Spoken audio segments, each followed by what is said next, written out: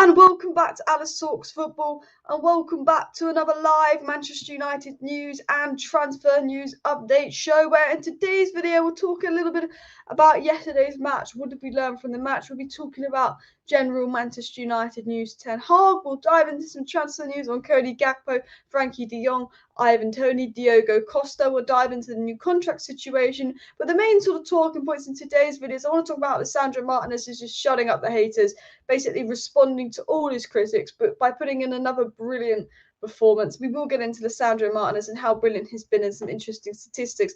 But the main part of this video, I really want to talk about the board. And the board, for me, are throwing Ten Hag under the bus. They've lied to Ten Hag. We're going to get into some of the things that the board have come out and said.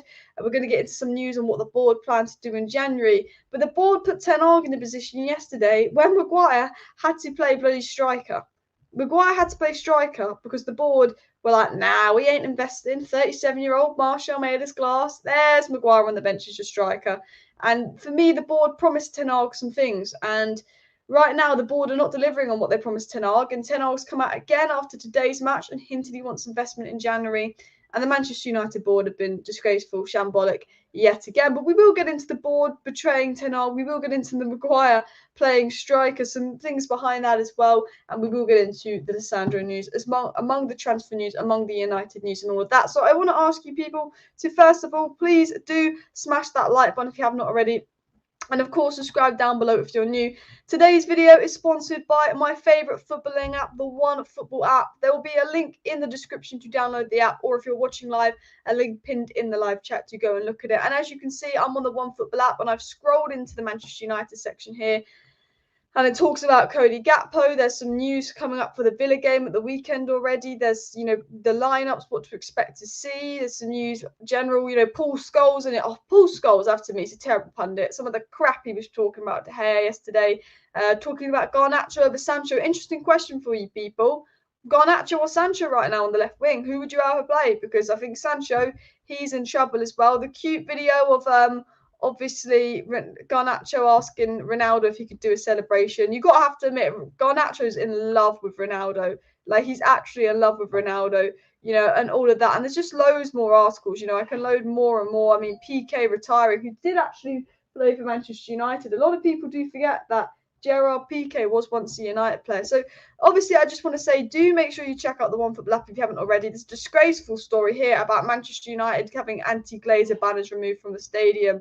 And I saw someone tweet, actually, not that long ago. It was a girl that she tweeted, maybe she'll wear an anti-Glazer top to see if they tell her to take a top off. But obviously, Man United getting anti-Glazer memorabilia absolutely removed. And one of my favourite things is Virgil van Dijk did come out and actually defend Lisandro Martinez. Van Dijk basically told Souness and Carragher, who are Liverpool legends, to shut the fuck up and stop going in Lisandro Martinez. So do make sure you download the One Football app, people. I will, didn't mean to click that. I will stop the gibberish and get into the news as well. But a lot of people saying Garnacho on left wing at the moment. Let me know in the chat, would you play Garnacho or Sancho on the left wing? And Niall Capers in a good comment here, saying that Manchester United need to finish in the top four. If we want to bring in the Frankie de Jongs, the good players that Ten Hag wants next summer, we need to finish in the top four. And for me to finish in the top four, I still believe we need investment in January. I think Ten Hag's doing well. I think Man United look like the third best team in the league right now. But Man United's depth is dreadful. As we're going to talk about in today's video, Maguire is playing striker because the board are betraying Ten Hag. They told Ten Hag they back him. They told Ten Hag if he needs a player, they get it. And the board are going, no, we're not getting an on January, play Maguire striker. I mean, it's absolutely shambolic. And Chelsea will spend in January, Newcastle will spend in January, and I believe Liverpool will end up spending in January. And United might miss up on top four because of that as well. And Declan Gill says, unless Sancho ups his game, Garnacho is benching him permanently, exactly. And hopefully that does make Sancho up his game, because everything Garnacho is doing is everything Sancho used to do, and we're crying out for Sancho to do as well. And someone said they could see Maguire playing DM. At this rate, I feel like Maguire is going to play every position for United but centre back. But even Van Dijk is basically telling Souness and Carragher to shut the fuck up. Even he's defending Martinez as well. And Steve said, good thing about the conference, when the cup started, it meant that the winners of the Europa League would go to the last 16 instead of the last 32. It's always last 32 before Conference League. It's annoying, but we'll talk about that. United are in the last 32. It's just an extra game for us with the World Cup coming up. And Bruno did say at the end of the day, if you want to win Europa League, you got to beat the best teams anyway. So being in the round of 32, no matter who we get, you want to beat the best team. Now, I think it's written all over that we're going to get Ajax. I'd put money on that we're going to get Ajax in the round of 32. It's got Ajax absolutely written all over it, hasn't it? It just has. But I'd love Barcelona. I think Juventus I'd like. Barcelona, I think we need to be a bit ready for that game. If we've got no Lisandro Martinez, I think United could struggle like a team against Barcelona. But Juventus are crap. I'd absolutely love Juventus across 2 rounds. Knock Di Maria out the snake. I mean, knocking Di Maria out the Champions League was nice. So to knock him out of the Europa League will be even better. And Garnacho 100% one for the future. But let's dive right into the news, actually. I want to actually share my screen on something else here. And hopefully we're not lagging too much.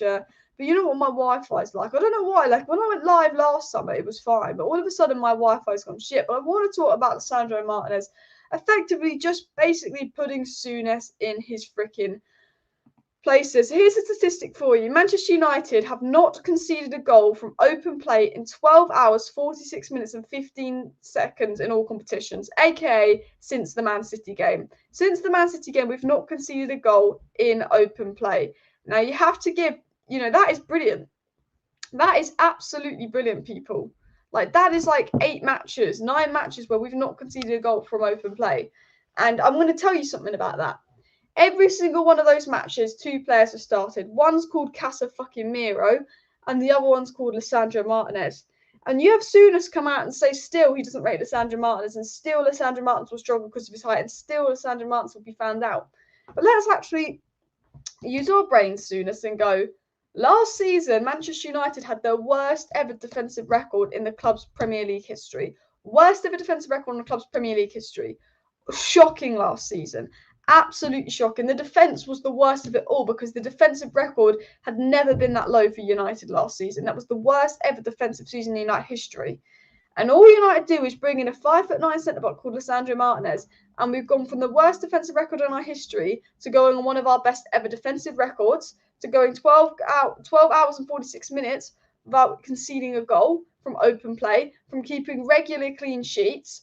And the only thing that's been added to that back line is Lisandro Martinez. So surely Lisandro Martinez, if you use your logic and your common sense, has had a massive, massive and brilliantly big impact on Manchester United just from using common sense. That tells me that. But your Graeme Souness, he's not good enough. Lisandro Martinez is not good enough. He's 5'9". He'll never make it in the Prem. Look at how our defence has been turned around, people. I mean, that is a crazy statistic in itself. And obviously, Lisandro Martinez isn't the only reason. Improvements in Delo, improvements in De Gea. Varane was a big part of that as well. Luke Shaw, Malacia as well. But remember this. Stats in the last 8 games Casemiro started, Man United have conceded 1 goal from open play. And if we look at it here, Graeme Souness said regarding Lisandro Martinez that he's a steady Eddie and he was lucky to play for Real Madrid. Remember what Graeme Souness said about that. And for me, I don't know how big this is on your screen, actually. Let me zoom in a bit. But for me, it just sums up that United are doing very well. And I actually saw something today, and I'm not sure if I retweeted it or not. Did I retweet it? Here we go. What I wanted to show you guys here, August Player of the Month was Lisandro Martinez. September Player of the Month is Christian Eriksen, and October Player of the Month is Casemiro. And Man United's Player of the Month winners so far have all been new signings. And they said, back this man, give him time, he'll take us to the promised land, which is going to get me into the main talking point of our video. All 3 of our Player of the Months have been new signings. All of the players Ten Hag wanted in and brought in have been fantastic. They've been Player of the Months. Your Delo's improving, your De Gea's improving, your Rashford's improving. Ten Hag is doing a magnificent job. Now, I think the substitutions was questionable versus Real Sociedad. We weren't great, but at the end of the day, we won the game. We fought harder. The team spirit was great. But we weren't great versus Real Sociedad. And people will say, oh, but Ten Hag didn't use his bench well. We should have brought in Palestri. Should have brought Iqbal. We don't know what Palestri and Iqbal are going to bring. And it brings me to this thing. He had to bring Maguire on as a fucking striker because he's got a 37-year-old Ronaldo. Martial's not fit. Rashford's not a striker. He had to bring Maguire on as a striker because no Sancho, no Anthony, no Martial. He had to go and turn to Harry Maguire because the depth at United is thin. And if you think the depth is thin now, imagine how thin the depth's going to be when we've got a game every 3 days from January to May. It's going to be very thin. It's going to be very troublesome. And the board have absolutely lied to Erik Ten Hag. They've absolutely thrown him under the bus. The board promised Ten Hag when he got the job that they would back him. They promised Ten Hag they would give him what he needs to be successful. And Ten Hag has come out, and we're going to get into what Ten Hag's come out and said about the board. We're going to get into that in a minute. But Ten Hag's come out, and he's basically saying he wants a right back and he wants a striker without saying it. He's hinting again that he wants January reinforcement. He's not got many options on the bench. Ten Hag said that after the game. And the board, they're coming out and they're going, don't think we can spend in January. Think we'll wait to the summer because he's doing an all right job. The board, in their headspace, think because Ten Hag's doing a right job and the fans are happy and the Glazer out movements died down and all of that, their board think, you know what, let's not buy in January. The board need to buy in January because Cody Gakpo is available at £30 million cut price. Ten Hag wants him. He wants the Man United move. What are we lacking? Goals and assists. What does Cody Gakpo bring? Goals and assists. It's a logical move to happen. There's also, you could sell Wan-Bissaka and bring in a backup right back. We need another attacker in because I think Ten Hag is capable of getting top four. I think Ten Hag is a fantastic manager. But for me, in my opinion, if we don't bring another attacker in, top four could be in the bin. Because you think Chelsea will invest and other teams will invest. Even without goal, Lisandro Martinez is good. Yeah, even like, you know, the thing I love about Lisandro Martinez is, one, he's shutting up the haters. Two, I'd love him to score because his passion will be brilliant. But what I love with Lisandro Martinez is how good he is on the ball. It's not just how good Lisandro Martinez has been off the ball, how good Lisandro Martinez has been in contributing to our defending and our overall defence, but it's Lisandro Martinez on the ball in terms of when he gets the ball, he plays the ball forward, he switches play. He almost got an assist to Ronaldo. Martinez has almost got an assist the last 3 games, playing the ball forward. He's very good on the ball, the best ball-playing centre-back I've ever seen. He's absolutely fantastic on the ball. And one of the things about Lisandro Martinez, which I'm talking about in tomorrow's video that I'm preparing on, is his mentality. Lisandro Martinez has this elite mentality. So Danny came out today and said that Leacher, regarding Lisandro Martinez, takes every training session like it's his last. He says, I'm learning things like giving 100% every day with the right mentality and attitude. And Lisandro Martinez is a monster in training. We know that when we were 4-0 down to Man City at halftime, Lisandro Martinez screamed at halftime at everyone. We knew the day after the Man City loss, Lisandro Martinez lost his head with everyone. Lisandro Martinez is this new signing that's crazy in training, gives 100% every single day like it's his last training session. But when he sees his teammates not stepping up, he shouts at them. He doesn't care he's the new boy. He shouts in at his teammates. He's keeping his teammates in check. Jury and Timber said, you know, Lisandro Martinez kept him in check. Lisandro Martinez would start shouting and swearing at him if he switched off. When you play with Lisandro Martinez, the Ajax player said this, who used to play with him, he keeps you alert, he keeps you awake. And not only is Lisandro Martinez an absolutely fantastic centre-back that's playing well, that's everywhere on the pitch, he covers the whole basis of the pitch. He's a monster mentality, he's a personality, but he's quality on the ball, and he's everything this team is missing. He's the closest thing we've had to a Roy Keane mentality in years, and he's a player that United were crying out for. And the funniest thing was, there's the Carragher's, the Souness, before he'd even kicked a ball, they said he wouldn't make it for United. They didn't want to talk about the fact that a 5'9" centre-back in Cannavaro had won the Ballon d'Or. No. You're 5'9", you won't make it in the Premier League, you'll be found out. And still to this day, Souness won't shut up about Lisandro Martinez. And what I love today is Lisandro Martinez is basically told Souness to fuck off. Obviously, Lisandro Martinez didn't say fuck off Souness, but Lisandro Martinez's response, the way he's been acting since all of that, he's basically said to Graeme Souness, you know what, do one and absolutely fuck off, because, you know, we haven't conceded an open play goal in 12 hours and 46 minutes. Defensively, Lisandro Martinez has been a beast, and he's really, really gone there, and he's absolutely shut the haters up, and I absolutely love it as well. Big up for the super chat. Many injuries concerning Anthony, Jadon, and Martial, 100% as well. United in a bit of an injury crisis, which we don't want to see as well. Sunday must win for United. If we win Sunday, I think we go into the top 4, people, which will be brilliant as well. And Casemiro, Eriksen, and Lisandro Martinez have all been solid signings, and Anthony's looking decent, and Rashford is getting his numbers up as well. In order to sell Sancho, we need him to score a couple goals and assists to get a good deal. I still think there's a player in Sancho. I wouldn't be looking at selling him. I still think there's a top player in Sancho. A lot of people are turning on Sancho, but look, Sancho might just be having an off period. I know what Sancho can do when he's good. You know what Sancho can do when he's good as well. And Souness should F off to another galaxy. Exactly. But let's get into the story, actually. I'll get into what Romano said. So I want to show you something that was said back in September, and then I want to link it with some news that came out yesterday. So this is obviously John Murtough. So Manchester United director John Murtough says, overall, we are ahead of schedule in our recruitment plans as envisioned at the start of the summer, and we do not anticipate the same level of activity in future windows. And he said, as always, our planning focuses on the summer window. So John motherfucking Murtough has come out and said that Manchester United this summer will not have the same amount of activity they had last summer. Okay, he's saying next summer we're not going to spend as much money. Thank you, John Murtough. Fuck off. And he's also said, John Murtough, that Manchester United's transfer planning will focus on the summer window. And John Murtough is saying, because Ten Hag's doing a good job, because Ten Hag's ahead of schedule, because Ten Hag's doing well, United don't feel the need to invest in January, and they don't feel the need to invest loads next summer because they spent a lot this summer. And yeah.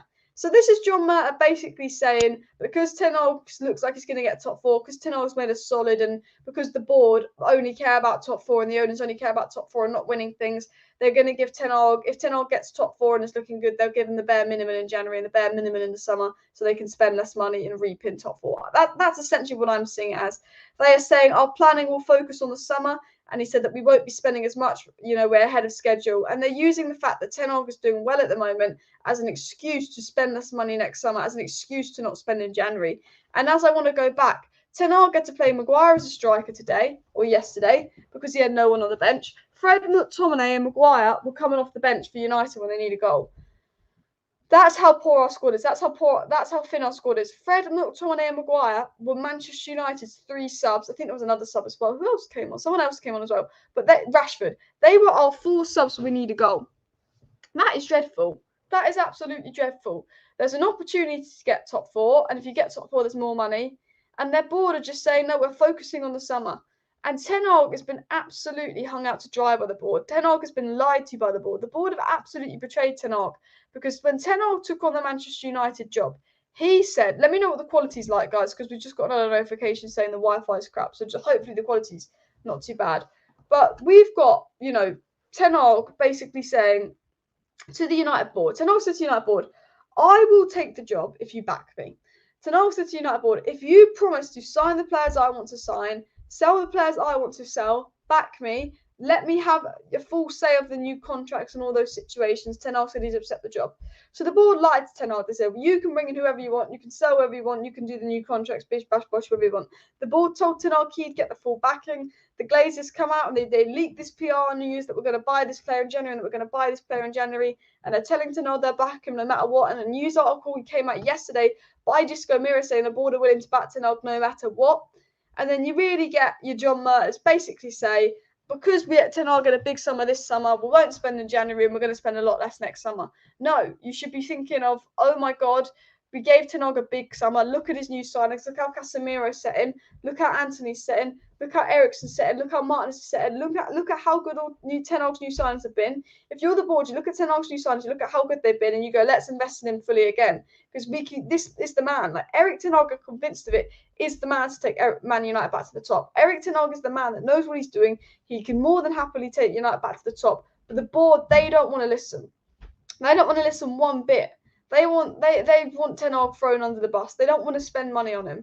And they're using the fact that we're playing well as an excuse to spend less money when they should be using the fact that all of Ten Hag's new signings are playing brilliantly. We're a couple of signings away from really doing something crazy and they should be back in Ten Hag. But they've lied to him because Ten Hag doesn't want to give out any new contracts. And the Man United board are already trying to give out a contract to De Gea and a contract to Fred. Ten Hag's like, wait it out. I'm not giving out new contracts yet. The board told Ten Hag they'd back him. Ten Hag is sitting here saying he wants players in January. Ten Hag, after the Sheriff game, the West Ham game, and yesterday's game, has all hinted in post-match reaction he wants players in January. Ten Hag's made it very obvious that he wants backing in January, players in January with a right back and a striker needed. And the board is just talking about the summer, saying they can't spend as much, when their manager is very much needing a right back and a striker because he's having to bring on Maguire as a striker and Dalot's having to play every single game. And our board, once again, are ignoring that. And I want to get into what Erik Ten Hag said post-match, which is really a hint and a dig at the board. But I'm just going to take a quick swig of water, people.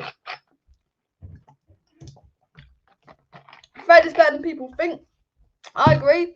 There is a decent player in Fred. I 100% agree. I want to get into the Lutko story. And I want to get into Ten Hag said, but Ten Hag said, so this is the first thing Ten Hag said about the game, which I thought was really interesting. And I think this really hints at some things. So first thing Erik Ten Hag said was this. He said, on Garnacho, we need options. We have problems there with injuries. I'm really happy with his performance.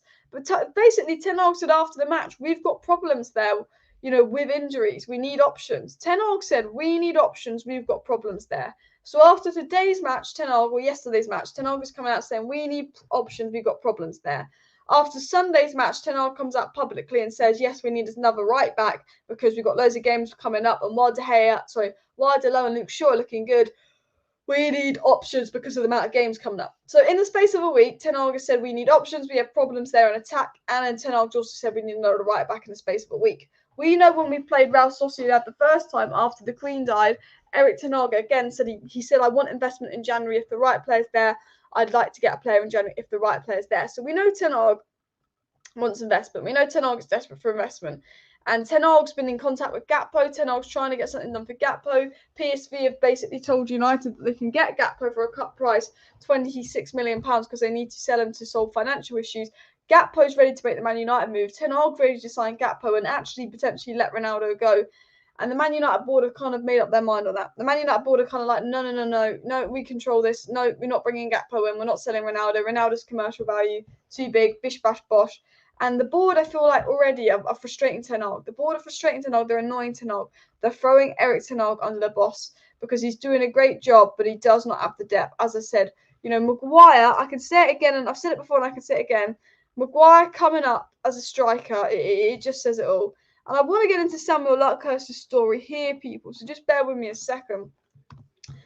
But anyway, Samuel Luckhurst said, breaking, Manchester United are not actively pursuing any incomings in the January transfer window as they approach the final week of the season before the World Cup begins as well. So then, news coming out lately is that United are not going to pursue anything in January. And I just cannot believe, I sit here and I generally cannot believe that United are just going to sit here and decide they're not going to pursue anything in January with the injury crisis we have, with the opportunity for top four, with how well Ten Hag's new signings are settled in. How can you sit here and say you don't want to invest in January? Guys, let me know what the internet connection is like as well. I really hope it doesn't lag out as well. Arjen says Ronaldo is finished for United. Not going to lie, better let him go. Guys, let me know in the chat, is Ronaldo finished or not? I want your honest opinion, actually. I might do, you know what? I'll do a poll. I'm going to ask you guys a very, very deep question on the cheeky poll here. I'm going to ask you guys if you want to keep Ronaldo to the end of the season and get Gakpo. Oh, what we've done. You want to keep Ronaldo to the end of the season and get Gakpo in the summer, or you want to sell Ronaldo in January and get Gakpo in January? What would you do? So we're going to do a poll. What would you do? Sell Ronaldo and sign Gakpo? Or would you sign Gakpo? No, sign Gakpo. Or keep Ronaldo and no one new? Keep Ronaldo. I'm interested because there are a lot of people there saying we should keep Ronaldo as a proven goal scorer. If you get Gakpo, he's more of a winger. So Martial will be our only 9. And there's a lot of people saying no, go get Gakpo. He's 30 million. So make sure you vote in the poll and let me know what you would do.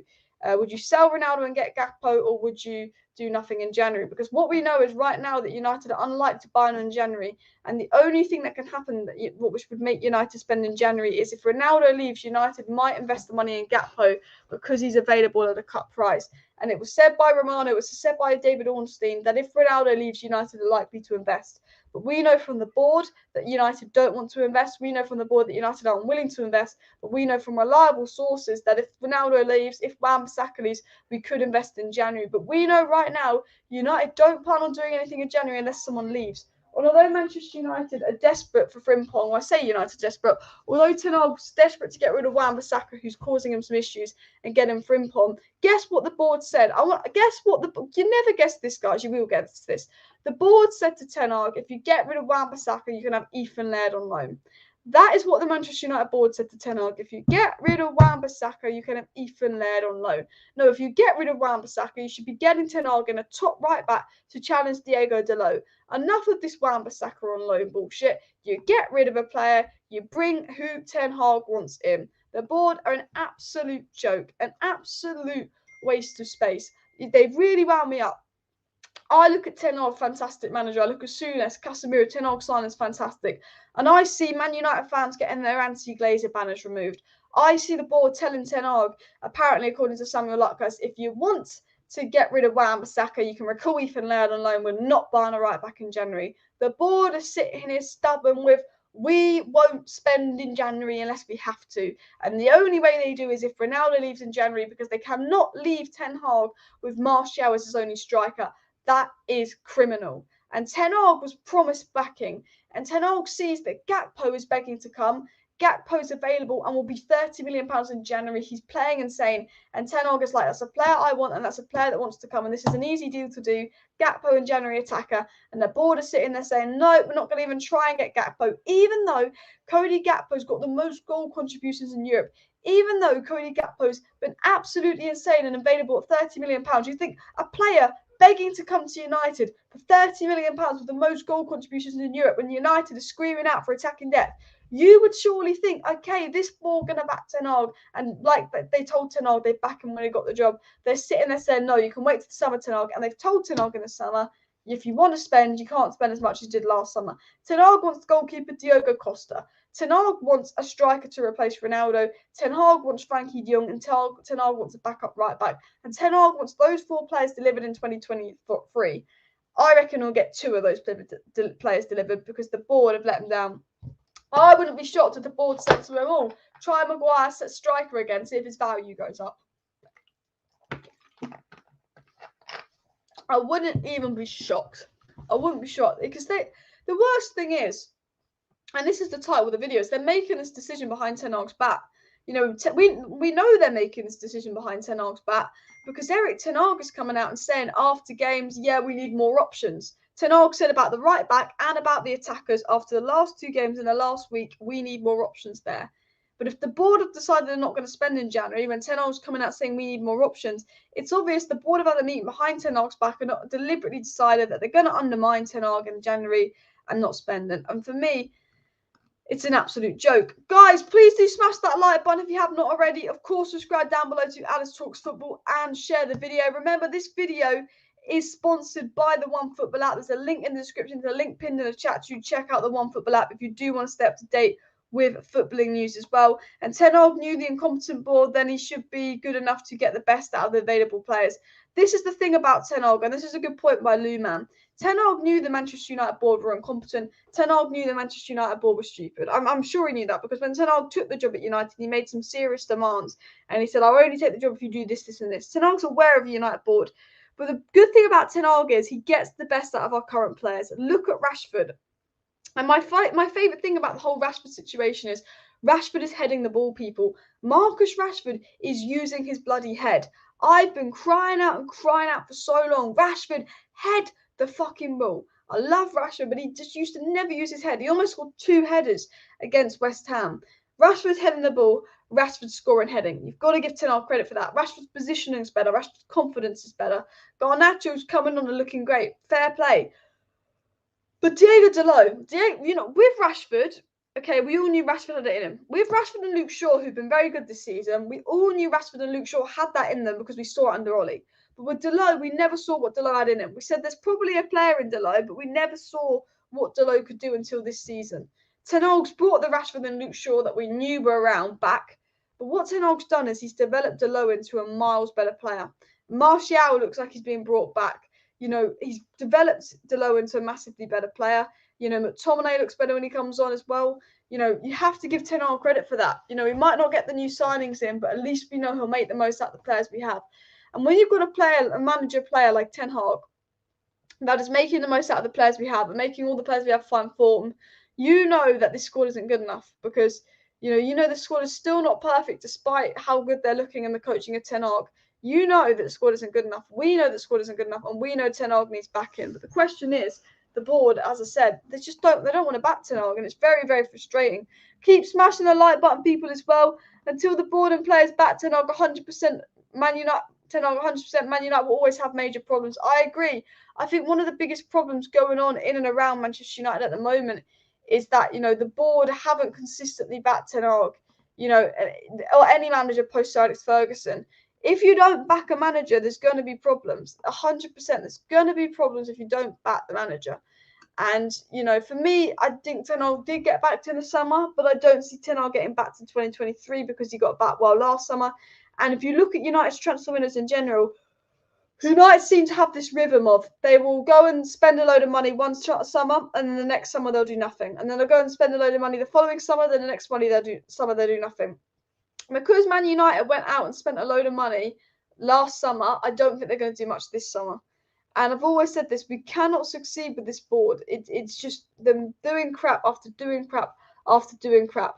And, you know, this board is just causing Ten Hag major issues because they're slowing down the rebuild process because they're being idiots as well. Alex said still need to do some considerable spending positions and add depth as well. Stadium falling apart. There's loads to do, and this is why I'm demanding new owners. It's not that United just need to bring in new players. As Alex said, we need to spend. We need to improve the stadium. There's so much that United need to do. It's actually crazy as well. And I saw the Glazers are ready to terminate Ronaldo's contract. This was an interesting story. Let me just take a quick sip of water, and then I will dive into this story. But there were rumours going in and around that the board would potentially be willing to terminate Ronaldo's contract. Now, this is all speculation, this is all rumours. The Athletic did say it's unlikely, but there's a possibility the Manchester United board would potentially terminate Ronaldo's contract because they can see how desperate he is to leave. The board see that Ronaldo wants to leave, the board see that Ronaldo is desperate to leave, and there's potential that they would let him go for free in January. However, this was just a report by the Athletic. However, the Athletic said, well, that's a possibility, it's unlikely. Do you think this board is going to let Ronaldo go for free in January? No. And this board wants as much money as they can get from Ronaldo. This board doesn't want to get rid of Ronaldo because of the money he brings in from attention to the club's shirt sales and all of that. There's no way the board, in my opinion, are getting rid of Ronaldo in January unless a bid comes in. Now, Ten Hag has given Ronaldo permission to go in January, and Ten Hag sits there and goes, if Ronaldo finds a club he can go to and Ronaldo wants to leave, let's let Ronaldo go in January. We shouldn't be holding him back. That's Ten Hag's mindset, and Ten Hag said, I'm happy for Ronaldo to go as long as I get a replacement. But this is the if, as long as I get a replacement. And because the board don't want to do that, because they don't want to get him a replacement, I think that, you know, Ronaldo will probably stay and we won't get Gakpo. I'm going to scroll down to the bottom of the live chat, but Cuddle is live. Thank you for the super chat saying CR7 is a mentor now for the youth. He's got to stay. I think Ronaldo has turned into a really good mentor for the youth. And Daniel said he's signed Gakpo and sell Ronaldo. Thank you, Rory, for the super chat as well. I wonder, would PSV take 10 million plus for Gakpo? They desperately need money, but because of how good Gakpo's been anyway, I think that, you know, there will be teams bidding a lot more than that for Gakpo. They could potentially even outbid Manchester United as well. And hashtag Glazers out people in the chat as well. I don't know why I'm really sleepy. I'm moving around in my chair because I'm trying my best to stay awake, but for some reason today I'm just really sleepy. I hate doing a live stream when I'm sleepy as well. Alex B says, Erik Ten Hag may have underestimated how incompetent and how much our board lies. Even the fans fall for it at times, let alone the gaffer coming abroad. Yeah, 100%. I mean, look, the board have lied to Ten Hag. Ten Hag probably wasn't stupid. Ten Hag probably knew the board has been incompetent, but I don't think Ten Hag expected to be lied to this much. And I think the worst thing for me is that Ten Hag is coming out and making it very obvious he wants investment in January, and the board are coming out having not spoken to Ten Hag and just basically confirming he won't be getting anyone in January. And I saw this, and I think this is a quote that really stood out to me, people. This is a quote here that really stood out to me. So I'm going to get this quote up on the screen for you guys to have a look at and let me know your thoughts. But it was said here by United faithfuls, Martial is struggling to stay fit. Rashford is primarily a winger and Ronaldo's 37 and no longer the player he used to be. Man United have to get Ten Hag forward in January if he's identified one. Waiting until next summer could be a costly mistake, and I agree. This forward in January, I think, could get us top 4. Rashford's a winger. Martial, like, my God, the guy can't stay fit. And obviously with Ronaldo, he's 37. Right now, our fourth striker is Harry Maguire. Harry Maguire is our fourth striker coming off the bench because of the mess we've left the squad in. And you look at it, and I know Gakpo isn't the striker, but if Ten Hag wants Gakpo, if Gakpo wants to United move and he's available for 26 million in January, it's a no-brainer. If Ivan Toney's available in January, even though the board want to wait to the summer, they don't want to spend in January, they'd rather wait to the summer, you go and get Ivan Toney. You go and get, you go and get who you can. And I say that to United board because this manager could get top 4. I've said it 1,000 times. This is the chance to get top 4. And if we don't get top 4, that's Frankie de Jong in the summer gone. That's Bellingham gone in the summer gone. And that's 2 of Ten Hag's major targets. And he has to get top 4 to get them to come to United. And we know that we want the Diogo Costa goalkeeper. We know that Manchester United obviously want a box-to-box midfielder. And we know we want a striker. But if you look at United right now, we only had 4 shots against Real Sociedad. And that did come down to a little bit to the midfield not making loads of chances. But only 4 shots against Real Sociedad. Going 12 hours without conceding a goal from open play, but we could only have 4 shots against Real Sociedad, a team that we should be beating 2-0 anyway, a team that isn't that good in a game that we needed to win 2-0. It shows that there's an issue with the attack at United. We're not scoring many goals at the moment. We're not, we couldn't beat Sociedad 2-0. We couldn't have more than 4 shots against a team that we had to attack and beat 2-0. We went all out attack and we couldn't break them down. United struggled to break down teams massively. We're really struggling to break down teams, but not scoring enough goals. But we are doing well defensively. The clean sheets we're keeping shows how good we are defensively. If we improve the attacking side of the game, we're a much, much better side. And I think everyone knows that as well. Victor Osimhen is who United should be going for, says Daniel. Victor Osimhen would be brilliant. Sesko is a must. Sesko a little bit unexperienced yet, hasn't played enough, but he is a good player as well. But I think I want someone that's a bit more of a proven goal scorer as well. And we should give Donny a chance to see how Ten Hag develops him. Guys, let me know how you feel about Donny van de Beek at the moment, because Donny van de Beek obviously had a bit of a cameo yesterday, and I don't think Donny's cameo was the most impressive, but I don't think he's as bad as people make out. Now, Donny came on yesterday, and I'll be honest, yes, Donny van de Beek, guys, was a ghost. When Donny van de Beek came on the pitch yesterday, he was a ghost. He was the invisible man. I'll be honest, you wouldn't have known Donny van de Beek was playing. He barely touched the ball. Okay, and I'm going to sit here and go, it was disappointing from Donny, but I'm also going to sit here and go, the midfield was crap. You can't pin it all on Donny. Was Eriksen better than Donny? No. When Rashford came on and played as a 10, was he better than Donny? No. But I didn't know Rashford was on the pitch for the majority of the game that he was on the pitch. When Fred and Toney came on, were they better than Donny? No. Even when Donny came off, the same issues we're having when Donny was on still stood when Donny came off the pitch. Because there was no ball going into the middle. It was half for Donny or whoever played in that 10 role yesterday to get on the ball, because Real Sociedad had absolutely sussed us out.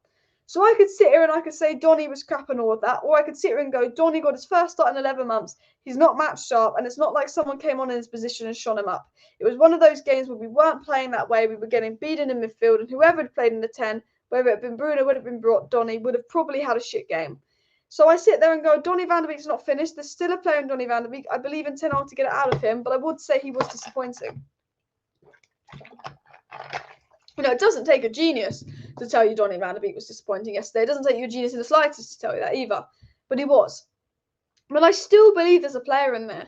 And people will say, let's get over it. It's Donny's crap. Even Ten Hag's not playing him. And the reason I believe there's a player in Donny van de Beek, and the reason I will say so strong on believing there's a player in Donny van de Beek, was when he came on versus Watford for Fred, and that 45-minute cameo. He was brilliant. When he came off the bench for 15 minutes versus Newcastle, we made it 1-1 to 4-1, and we scored that good triangle goal. Some of them Europa League games under Ollie when we were playing the Diamond, and Donny would come on. Some of the, I just looked at Donny and I went, sometimes you just see glimpses of what he can do, the way he can link up play. And I think with Donny, the only way I can judge him is if he gets 6-7 games in a row, potentially in that Eriksen role. I actually think Donny would be better in that Eriksen role, and Eriksen would have been better in Donny's role. I know Ten Hag likes playing Eriksen deep, but I would like to have personally myself almost seen Donny and Eriksen switch positions, because I don't think Eriksen's doing amazing in the deep role at the moment, but I think that Donny always, in my opinion, has been a little bit better in the deeper role. And maybe that's just my opinion as well. Does Donny start for you on Sunday with no Bruno? Yes, but I play Eriksen further up. I think Ten Hag is going to start Casemiro, Fred and Eriksen as a midfield three and play Eriksen further up as well. And David said, I honestly think Donny is fucked as a player. He's missed playing key games when he was at his prime. And the thing is as well, Donny had a missed season with Ajax because of the break in the Eredivisie finish. Donny barely had a first season under Ollie, barely had a second season under Ollie, and is not doing well in the third season. You could say it's confidence issues, but he's barely played for nearly 3.5 years. Like, I feel like we've ruined Donny's career because he's barely played. And I want to sit here and defend Donny when he was crap, because I just feel like he was below average, he was crap, but he's barely played for 3 years. And we see aspects of what he can do. And I think for me, the only way I'll truly judge Donny is if he plays a load of games. And someone said Donny has peaked, he won't develop further, sell him. And I do sit here and I go, maybe Man United should give Donny van de Beek a loan. Maybe we should do something. But this is the other issue. Whenever we do, Donny van de Beek has a chance to play, he's injured. And I think he's a player that's just lacking confidence. I think he's a player that's not match sharp. I think he's a player that would do better in a deeper role. I think he's a player that will still get more opportunities under Ten Hag. Ten Hag did say after the game, he was impressed with Donny, and I think Ten Hag will give Donny other opportunities. I don't think Ten Hag will be so quick to give up on Donny van de Beek. Because I still think there's a better footballer in Donny van de Beek than Scott McTominay. I just never felt that Donny got the chance he deserved. I feel sorry for him. I think that's what I do. I mean, let's get into what Ten Hag said on Donny van de Beek and Garnacho, because Ten Hag did speak about Donny van de Beek and he didn't say anything negative. Even if Maguire's crap, Ten Hag will say Maguire's good. I think, Ten Hag was never going to say anything negative about any of his players because he obviously doesn't want to ruin confidence. But let me go and get what Ten Hag said up on the screen here. So Ten Hag obviously had some positive takes on the performance from Garnacho and Donny van de Beek. Ten Hag said the performance from Garnacho and van de Beek back in the team, I think they made a really good goal with Garnacho and some good chances as well in the first half. But of course, we're disappointed we didn't score 2. So Ten Hag's not said anything bad about Donny. I think Ten Hag will give Donny another chance. I think Ten Hag will open his eyes to the fact that we didn't get any better when Donny came off. So although Donny wasn't great, whoever played in Donny's role was crap as well. We didn't get any better when Donny came off. And for me, I look at the Sociedad game and we won 1-0, but for me, I think it felt like a bit of a loss, guys. I don't know about you. I know we won 1-0, but we didn't top the group, and it just felt like a loss because I think 1-0 would have been a fair score. I think if it wasn't for De Gea wonder saves, it would have been 1-0. I think 1-0 would have been a fair score, to be honest. It was a game that looked like we drew and we hadn't done enough, so it definitely felt like a loss. But do you know what the annoying thing is? Man United would have easily topped the group if we'd have won that game 2-0, and we should have topped that group. And I'm not going to blame the referee in that game, but I'm going to blame the referee in the game before. Lisandro Martinez 3, and here it is, guys, on the screen. Here is Lisandro Martinez 3 Europa League yellow cards, which led to a suspension for the next game in the competition. Lisandro Martinez is going to be suspended for our round of 32 game. But this is why he's suspended. The great block, which bounces onto his arm. Remember this, guys? Is this it? Remember this. Bounces onto his arm. So that is his first yellow card. His second yellow card is this. I don't know if you can see it. His second yellow card is this. Don't know if you can see it. He makes a bad tackle and then he responds like that. That's his second yellow card, people. Just that. So he gets a yellow card for something as soft as that.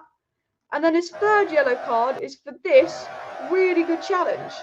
And you know what? It really annoys me because Lisandro Martinez has got a suspension for 3 yellow cards. One was a block that went onto his arm. One was a soft yellow card because he reacted after a challenge. And another one where it was he won the ball and got fouled, but he got booked for it. And now, because of the shocking refereeing in the Europa League, Lisandro Martinez won't be in the round of 32. And if we thought the Premier League refs were shit, the Europa League refs were shocking. And we would have topped the group if it wasn't for the Europa League refs. I'm not saying we would have won by 2 goals yesterday if it wasn't for the ref. He was crap. However, the ball was out of play for 70% of the match. The ball was out of play for the majority of the match yesterday, and the ref played into it. But if there wasn't that silly penalty in the first game against Sheriff, Man United would have easily topped the group. Easily, because Sociedad would have never beat us in that first game if they didn't give a handball on Lisandro Martinez. One of the biggest jokes ever as well. Alice, does Donny start for you on Sunday since no Bruno? We will get into my lineup as well. Alex did say Donny van de Beek is not near match sharpness and fitness yet. He looks a lot better in the mid, getting on the ball rather than Cam. 100% agree as well. And Sociedad away was a tough match to start Donny after injury. Villa could determine his fate. Yeah, I'd like to see Donny in a more deeper role as well. And Donny's going to get benched for another 2 years now. Man can't catch a break. And Ollie didn't want Donny, and his tactics were basic and didn't utilise players like Donny. This club was a mess last year, and he got injured on loan and been injured for months and isn't fit yet. Yeah, Donny's not been treated right, and I do feel incredibly bad for Donny van de Beek as well. Keep smashing the like buttons, people, if you haven't already. I just wanted to show you how dare Lisandro Martinez get booked for those 3 things. Like, in my opinion, none of his 3 yellow cards were yellow. 2 of them, the penalty one where he blocked it and it bounced on his arm, was never a penalty, ever, never a penalty. And it was never, of course, a yellow card. The one yesterday, the other player should have got a yellow card for fouling Martinez. That was never a yellow card on Lisandro Martinez. Those 2 things were never a yellow card. They were never a foul on Lisandro Martinez. And the second one, he just overreacts a bit, but it's still not a yellow card. And I just look at that and I can't believe he's got 3 yellow cards for that. I just think it's an absolute overreaction as well. Alex B says PSV desperately need money but still get 20-30 million more than expected from United. Need new executives as well. This is the thing. The PSV, and do you know what's funny is So we almost got Cody Gakpo, 15 million. So we almost got Cody Gakpo about a week before the end of the season. A week before the end of the... Oh, fuck, what's wrong with me? I'm so tired. I keep slumbering. Sorry. Man United almost signed Cody Gakpo the last week of August. We were in for Anthony and Cody Gakpo last week of August. Ten Hag wanted both, but he had to pick one, so he went with Anthony. So United almost got Cody Gakpo last week of August, and basically PSV were quoting us £42 million for Cody Gakpo. They said, if you give us £42 million, we'll give you Cody Gakpo. United said no. Then a week later, if that, 4 days later, they go to Leeds and say you can have him for 25 million. How is Cody Gakpo costing Manchester United 42 million, but PSV then go to Leeds and say they'll take 25 million for him? How is a player that we have to pay 42 million for actually 25 million pounds? And this is the problem as well. Cody Gakpo is available for 25 million, and if Leeds go for him, they'll go bish bash bosh, have him for 25 million. If United go for him, they'll put the price up to 40 because they know this board is stupid. They looked at us and they went, they spent 100 million on Anthony. Let's get 40 million for Cody Gakpo. And this is the big problem with the United board, because Cody Gakpo would have been, if we were any other team and we went for Cody Gakpo, he would have been 25 million, not over 40 million. But you spend 100 million on Anthony, you have the shittest negotiation tactics in the world. We have people that don't know football who negotiate deals.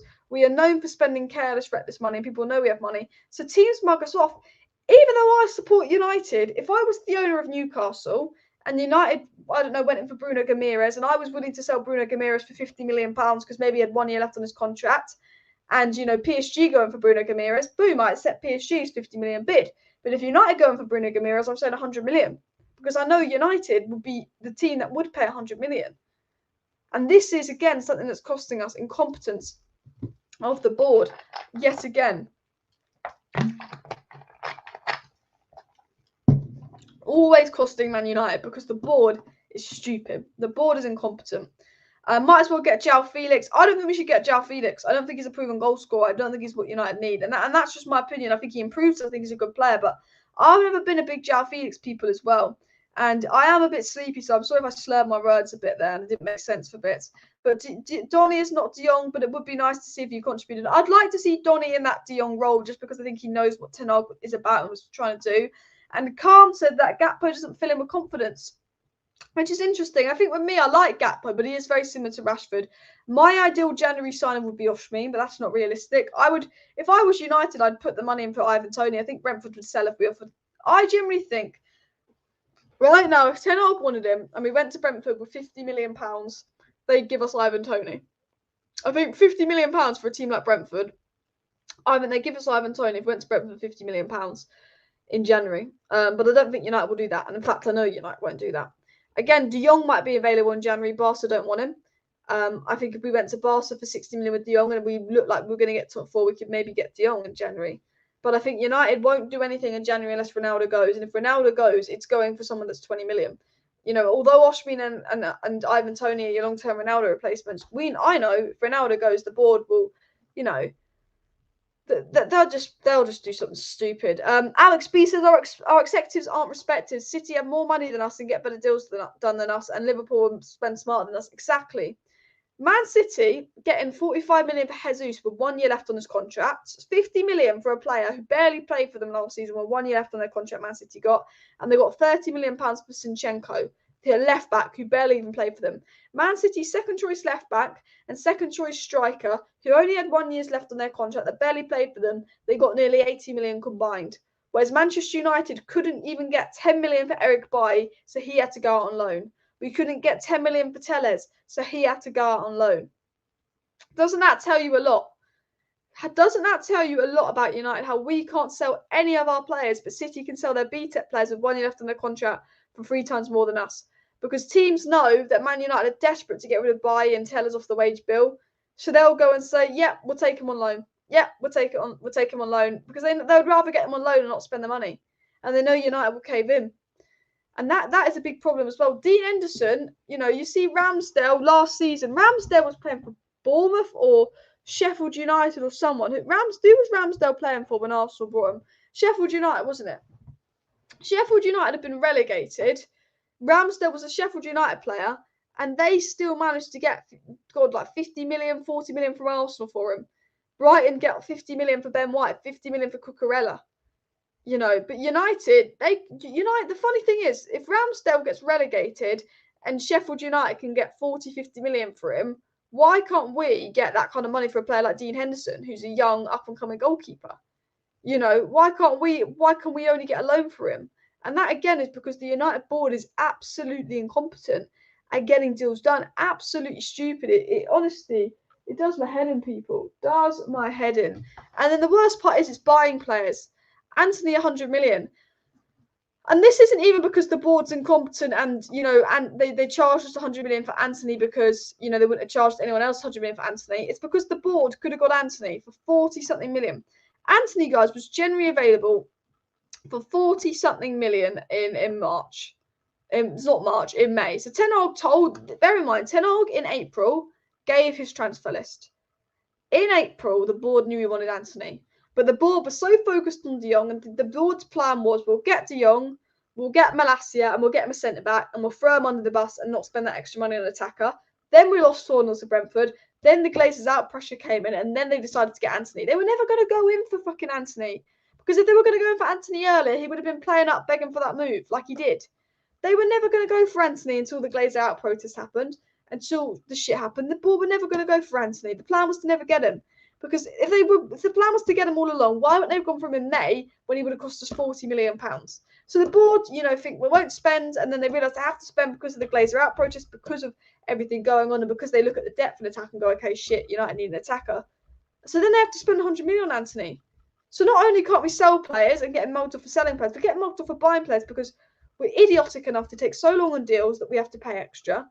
But even when we don't have to pay extra, because we're taking long on it, even when we try and get deals done early, Wan-Bissaka we got done well early, 50 million from Palace, Maguire 80 million from Leicester, because teams know United are mucks.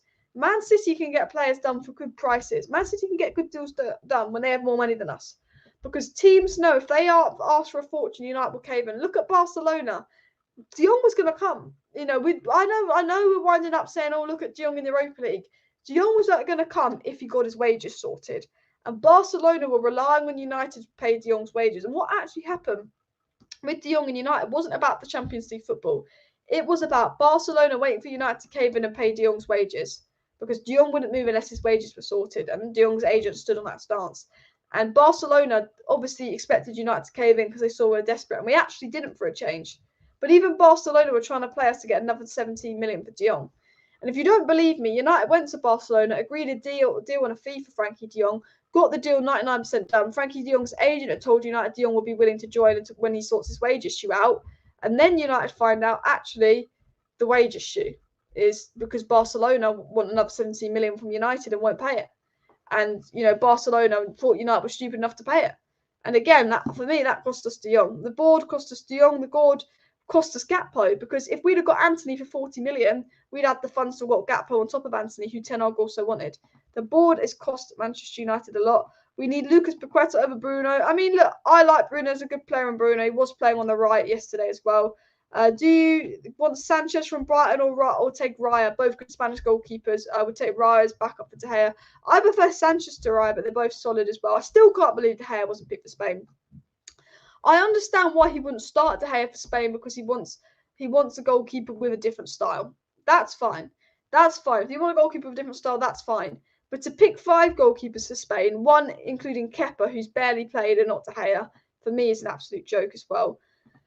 IQ Insane says, as long as we renew Rashford and Bruno and Shaw's contract, the club will never win anything big. Well, Rashford and Shaw have been very good at the moment. However, I'd wait for them to be good for a little bit longer before we renew contracts. But I still rate Luke Shaw, and I still rate Rashford as well. Toney worth more than 50 mil doesn't mean he's Brentford. Toney's worth more than 50 mil to Brentford doesn't mean he's worth more than 50 mil.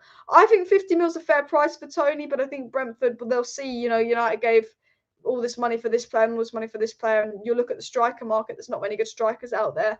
I wouldn't be shocked if Brentford wants 70-80 million for Ivan Toney as well. And City won titles and we won nothing and have a huge wage bill. The thing is, Man United have spent the second most money in Europe in the last 10 years, got nothing to show for it. And United have the second highest wage bill in Europe, the highest wage bill in the Premier League, and got nothing to show for it because just of incompetence from the board, incompetent spending as well. And Samuel tweeted, maybe on Sunday we will not have Anthony, Sancho and Martial. Are they going to be out for Sunday as well? Because that will be really annoying as well. and would love us to sign Gabriel Barbosa. Have you heard of him? Not familiar with him as well. And Dean Henderson did make a git of himself. Dean Henderson went before Ten Hag came in, but Dean Henderson did make a bit of a twat of himself, saying, "Oh, I didn't even want to wait for Ten Hag to come in. I knew I was too good and I needed to leave." Dean Henderson, I tell you what, I like the cockiness, but at the same time I don't. He sat there. Dean Henderson sat there and said, "I had to leave Man United before Ten Hag came in because if Ten Hag watched me play, he wouldn't be able to not play me." Shut up, Dean. If you think Ten Hag was going to pick you over De Gea, you would have stayed at United because you'd have rather played first team keeper for United than Nottingham Forest. That's why. Honestly. Alex B says, Anthony, Casemiro and Lisandro are all good players, but we overspent by 50 million combined. 100%. That's another signing or two needed. If we'd had a proper people doing our signings, as Alex B said, we could have got all these players and we probably could have got Frankie de Jong on top because I think we overspent by 60 million. I think we overspent on Anthony by 40 million. We overspent on Casemiro by about 15 million. We overspent on Sancho by about 10 million. I think we overspent by about 65 million pounds, and we could have got a very good goalkeeper in. Although I like De Gea in Diogo Costa for that. We could have got Frankie de Jong in for that. We could have got Cody Gakpo in for a much less than that. We could have got Ivan Toney in for that. And if we had a competent board, we would have saved 50 million in the summer, and that money could have gone bish bash bosh on an Ivan Toney or whoever Ten Hag wants as well. We paid 50 million for Martinez. Of course, Anthony would cost more. Yeah, I mean, Martinez was, when Man United first wanted Martinez, they said he would cost 30 million pounds, and when Man United first wanted Anthony, they said he cost 45 million pounds. They doubled the price of both of them, essentially, just under doubled the price of both of them once United actually came in later on, because they said, look, it's August, buy enough bench players. The new Ajax manager, didn't want to sell anyone, so they doubled the price. De Jong loves Barcelona too much as his dream club. De Jong's on the fucking bench. Barcelona don't love De Jong as well. De Jong rejected Chelsea as well in the Champions League, and it's rumoured to be his wages. Exactly. It wasn't about Champions League, it was all about wages. But if you're Frankie de Jong, you'll sit there and go, I'd be United's main man. I'd start every week. I'd be Ten Hag's main boy. I'd be loved like Lisandro Martinez. If you're at Barcelona, you're sitting on the bench not being paid, and even the fans are telling De Jong to leave. You know, De Jong, look how loved Lisandro Martinez is. That could have been De Jong people as well. Over 300 people in here, but just over 100 likes, guys. What are we doing? Make sure you smash the like button as well. But De Gea not going to Qatar. At least there's no risk of injury. De Gea will be in and around the squad as well. Henderson is a good keeper, but Man United can't get any money for him because the board are incompetent in the transfer window, people, as well. And did Samuel Luckhurst tweet? I'm going to just quickly check what Samuel Luckhurst has tweeted, but apparently he said something that he's just said here.